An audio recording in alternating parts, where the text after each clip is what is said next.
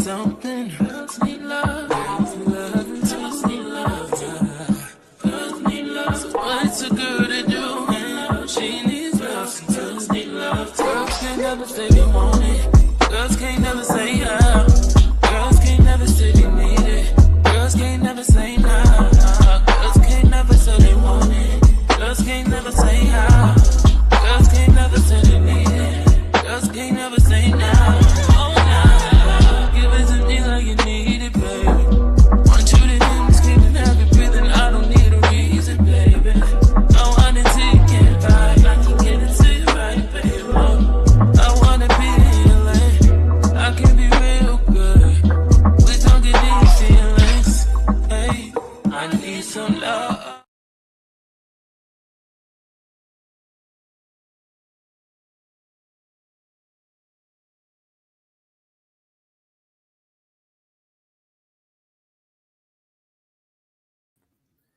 Hello, everybody. How are y'all doing? Good to see you all. Thank you so much for coming by to the Queen Tulsa Show. Listen here, we will be doing the Real Housewives of Atlanta season 16 reunion review. This is actually going to be part one. Part two will air tonight. Okay, so part two will air tonight. In case you all watched last week and you just wanted a nice, refreshing recap. So that's what we are doing it for. We are doing it for the people that need their fix before the show comes on. In this explosive episode, Kelli takes the stage first, setting the tone for a night filled with drama and revelations. Following her and Angela Shamea, who can't help but throw a side eye at Porsha. Phaedra and finally Drew. The absence of Brit quickly becomes the hot topic of discussion, with Andy bringing it up at the women. Particularly, Phaedra pretended to be shocked. Phaedra's comment about sisterhood is particularly iconic considering her own history of skipping reunions with Flair. Drew, known for her candidness, drops a shocking revelation. Brit isn't just missing the taping, she's actually suing her. While Kenya initially exposed Brit's personal issues on camera, it's Drew who finds herself facing the legal fallout. Join us as we unpack the drama, the alliances, and the unexpected twists that keep everyone on their toes. Now, listen here. I must say, the ladies looked amazing. I know people were talking about Phaedra's outfit, and I was just like, she's a mom. She's very much so. She's definitely bringing it, and she definitely let Angela know that she's not fighting for a spot. She's already got a seat at the table for next season. Okay, she was here for 10 days, and she's gonna move right on into next season. Okay, out with the old, in with out with the new, and I guess back in with the OGs, okay? So the ladies arrived to the set, the location for the reunion. So the girls there, they're standing around, finally got there. Some are Porsha was asleep, but the other girls, like for Phaedra, she went to Brit's dressing room to see where Brit was. And so she had come out. The ladies, when they go chit chat, y'all already know how they do. They catch up and things like that. So Phaedra was the first to go check Brit's room. Then she goes to Porsha's room. Then they all are having a conversation. Angela states she hasn't been to sleep in like 2 days. The ladies are awake, getting dressed. Porsha had taken magnesium the night before and was pooping the morning of, child. So she had the bubble guts, okay? She was trying to relax. I don't know, with these reunions, I didn't think that they would be this intense. However, yeah, the ladies are saying, yeah, this is very intense and this is what we're doing. And yeah, so shout out to the ladies for pulling it together and still showing up to the reunion. As I said before, Brit did not come. So Porsha enters. Shamea didn't seem happy. She looked away, actually. So when we talk about Shamea and Porsha, I could see the dynamics. It's like Shamea is a rich friend. Porsha is very much so established in her own way as well. There was a conversation that had come up. Shamea, did you introduce Porsha to Simon? So, Shamea, I don't know. Shamea wasn't looking too good for you, sister, because you did get silent. Okay, so we'll see as the reunion goes on. Because, like I said, part one was last week. Part two is tonight.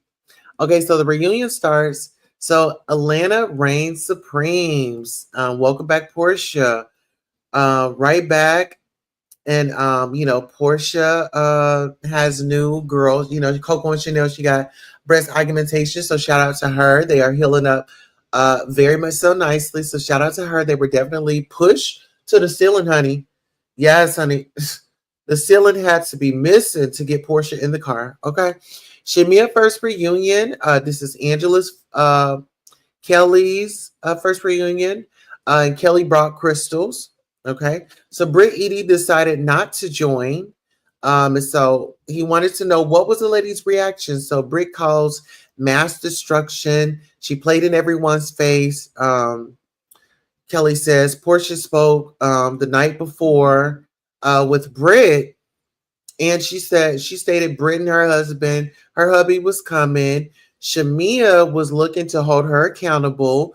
Drew spoke to her a few weeks ago, and a blog on a poster board says Drew will hear, so with the legal situation with Kenya and the poster board and all that. So it was posted on the blog.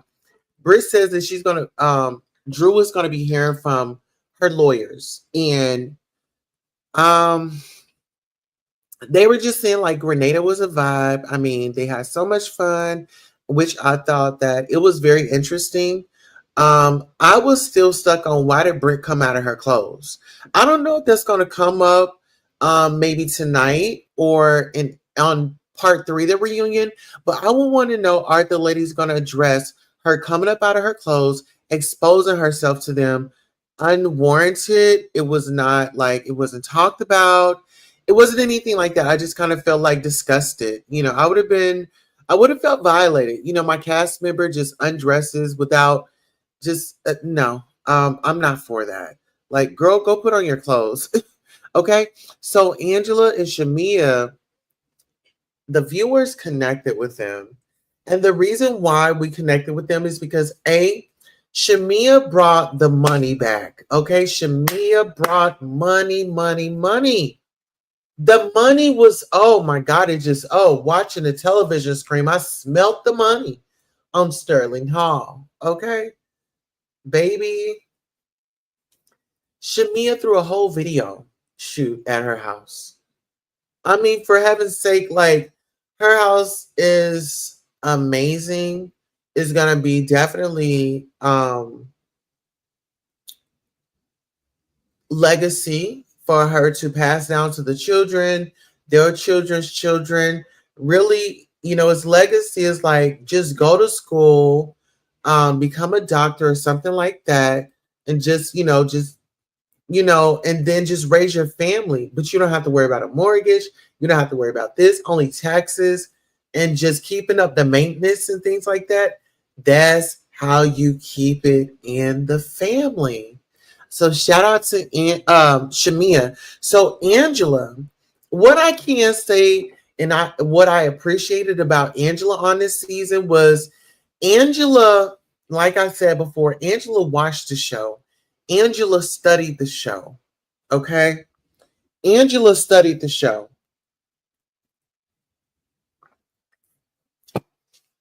And she knew exactly how to play her hand. She knew what will really get our attention as the viewers. We love drama. We love the mess. Who's going to get into it? And that's just what it is. It's reality TV show. It's reality TV. So let's get into this. So The intentions for the reunion, Porsha has definitely leveled up. Shout out to Pilar. Okay. The way forward or how we're gonna close the door was her stance on how she felt like the reunion was gonna go. So listen here, absolutely. We are gonna be taking some commercial breaks. We have a quick commercial break for you, and we will be right back. Thank you all so much for supporting Queen Tulsa, the show, whether it's a like, a share, a subscribe, a Cash App, a PayPal, or a Zelle.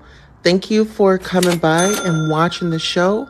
And this is your commercial for being acknowledged for just being here. Thank you, thank you, thank you. Without you, who would be watching? Thank you for tuning in.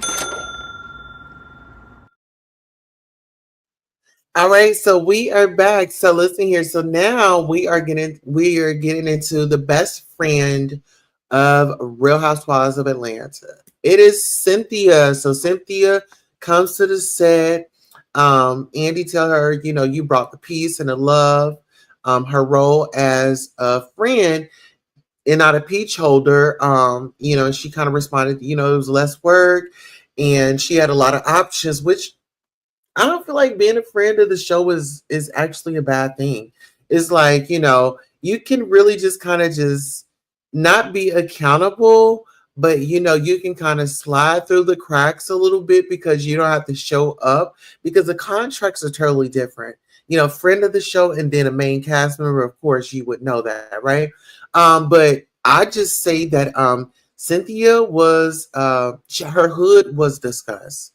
And Andy wanted to know if the hood had come off, child. She said, Andy, this just isn't your conversation, honey. You know what I'm saying? You wouldn't even know. So Cynthia does have a new man. Her man is 39.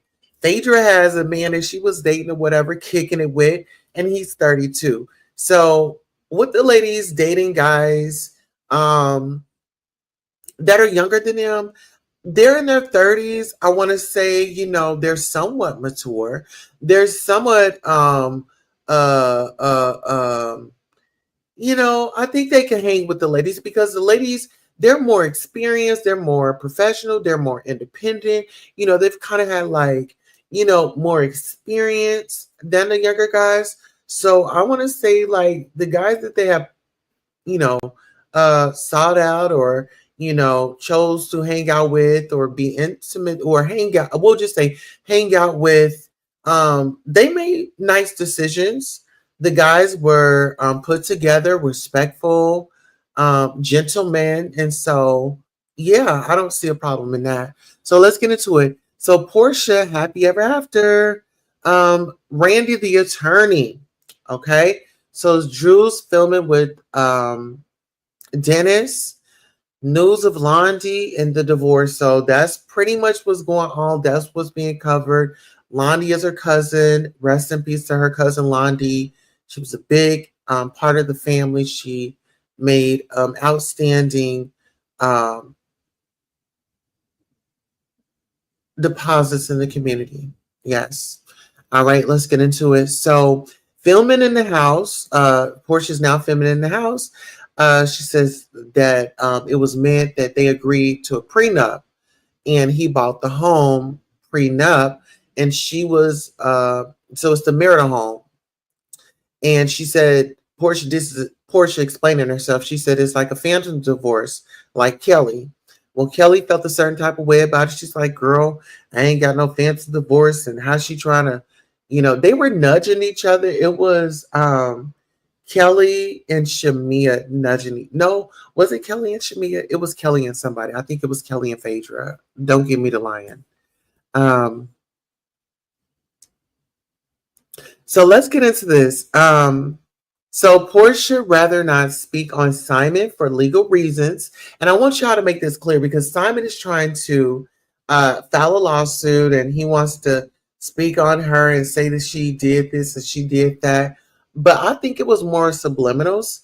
But let's get into it. So she says that she can't speak on it for legal reasons. So Phaedra steps in and steps up and explain ICE and the deportation and how you know, how the process, kind of works or whatever. But they think, Andy said they think that you call ICE. That wouldn't benefit me, is what Porsha said. So that was her response. Andy said, well, they think that you call ICE. She said, well, it wouldn't benefit me, you know. So Shamea and Gerald asked Porsha to do a due diligence and see if Simon was a scammer. Now get into this, because remember earlier I said that they are saying that Shamea introduced Simon and Porsha. Now Shamea is saying, well, me and my husband, or me, I told you to see, do your due diligence and see if this was a scammer, this, that, and the third. So Kelli jumps in, asks Porsha, why you take that that woman's husband in the beginning of the episode, beginning of the show? So that was just dress. Then she says, Andy says, did you ever get your answer? Porsha explains that Kelli and her went through the same things. We had to leave our marriages, husbands, uploading docs online. So they were pretty much going through allegedly the same thing. Well, Kelli didn't feel like it was the same thing. Kelli felt like, well, some of the things that people are alleging that you did, Porsha, I didn't do. So that was, kind of their little back and forth. Now, Kelli states she and Porsha had the conversation, but don't compare apples to peaches, is what she said. She said, we had a conversation, but, my story, my marriage and your marriage and the stories and all that. Well, when you talk about both of their stories, well, you got to think about money, because Kelli was just in a lawsuit. I believe she had to pay like, she's trying to get up her restaurant, and I hope she does get up her restaurant and just really thrive, or whatever the case may be. Ladies, when y'all get those checks on there, invest into y'all money. Just go out and buy y'all a decent sized house, right? Go buy you a decent sized house. When the show comes back on, just rent and write it off as tax, right? So that's how you get ahead. Clock that T. So get into this. So now Porsha is being put on a spot. So the question is asked, why would you say you would F someone's husband? Angela says Porsha started with her about Charles, then asked Shamea, you introduced them. And Nash, you said that you introduced, Shamea said that she introduced Simon and Porsha in Nashville. Did Shamea introduce you to Simon, was the question that Angela said. Porsha paused. Porsha paused. Porsha paused. Okay. So let's get into it. I was there when she met Simon. I don't have to ask around, was the rebuttal. Was what Angela said. That's what Shamea said. So Porsha says, I got introduced to him. Let me carry my heat. I got him and I gave him back. And so that was, hey, it's like, girl, it doesn't matter how I got him. I got him. He and I, we didn't work out. It is what it is. Don't try to hold nobody else responsible, because at the end of the day, Porsha is the one that went down that aisle and said yes.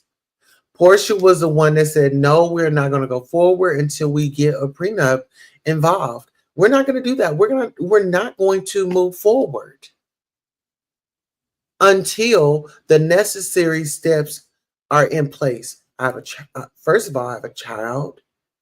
I have legacy. So if I didn't protect, when she made the decision before, Porsha could fend for herself. It's different this time around. She has a child. So Dennis and Porsha co-parenting. They be a kiki.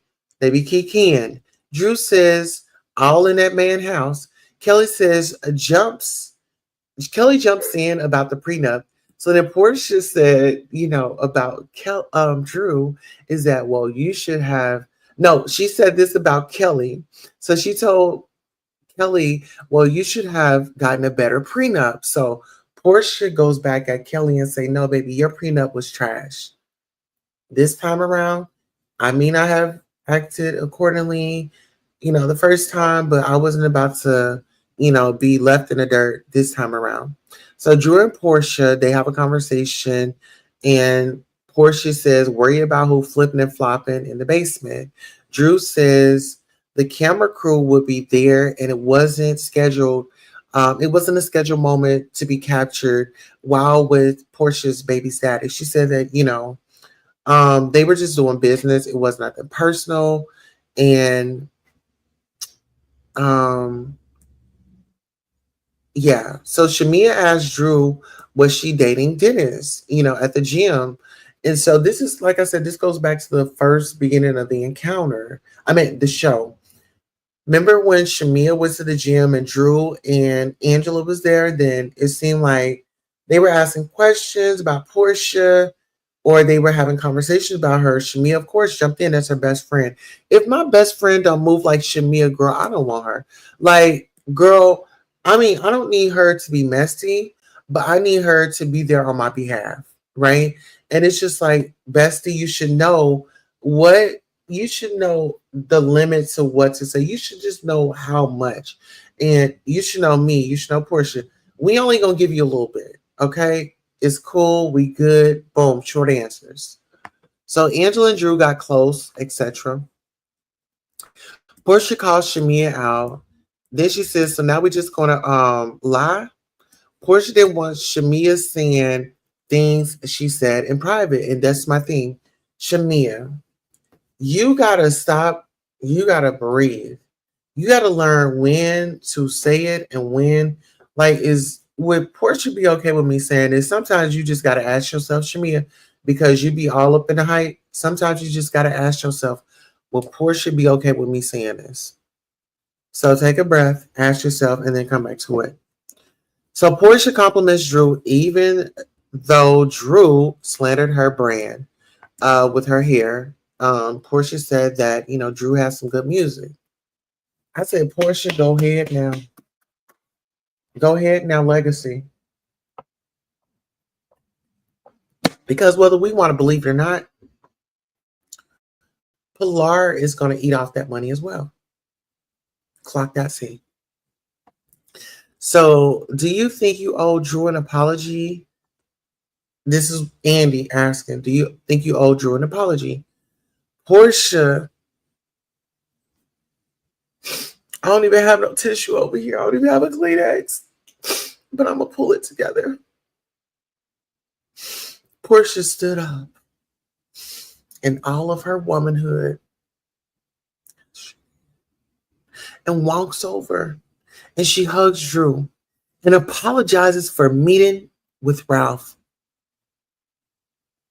She said, yeah, it was her being messy. Now, that wasn't cool. Woman to woman.